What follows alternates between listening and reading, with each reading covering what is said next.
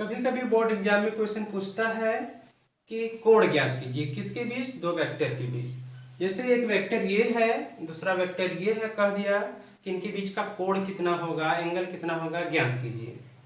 तो सॉल्व करते हैं इसको। कैसे मान लेंगे कि माना दो वेक्टर के बीच का कोण क्या हो, माना इनके बीच का कोण क्या हो, थीटा हो।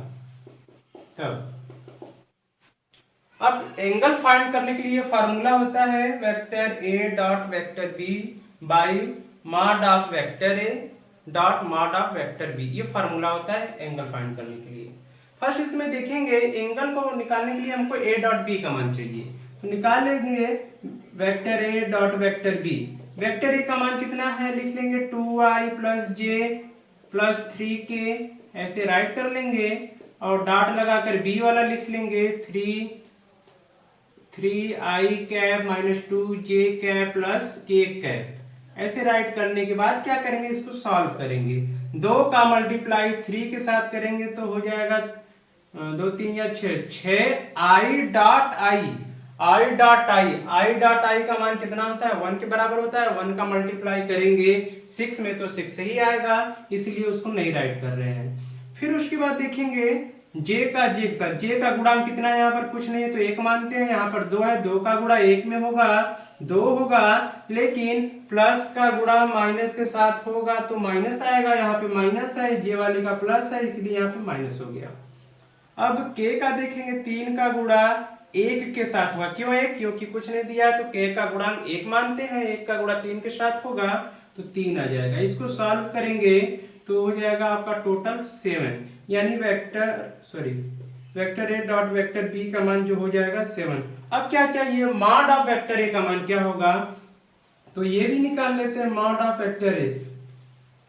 वेक्टर ए ये है, इसका मॉड कैसे निकालते हैं, तुरंत इसी का वर्ग कर देते हैं तो हो जाएगा।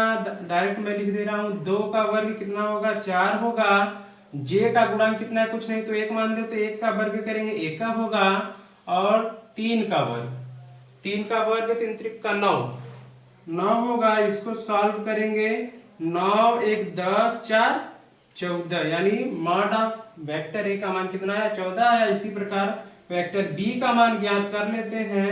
इसका भी वर्ग कर दीजिए, 3 का वर्ग 9 हो गया, 2 का वर्ग 4 लेकिन माइनस है, यानी -2 का वर्ग करेंगे तो आपका +4 आएगा, +4 हो गया, और 1 का 1 सॉल्व करेंगे। ये रूट में सब है, 9 4 13 1 14, रूट में 14।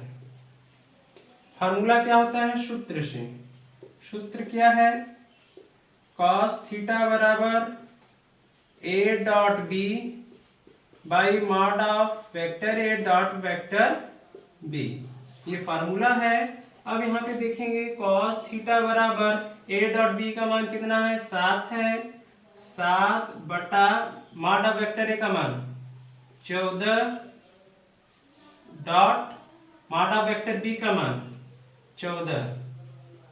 इसको सॉल्व करेंगे, 7 बटा हो जाएगा आपका 14, 7 1 7 7 2 14, 1 बटा 2 तो हो जाएगा। यहाँ पे और हल करते हैं तो cos थीटा बराबर जो हो जाएगा 1/2।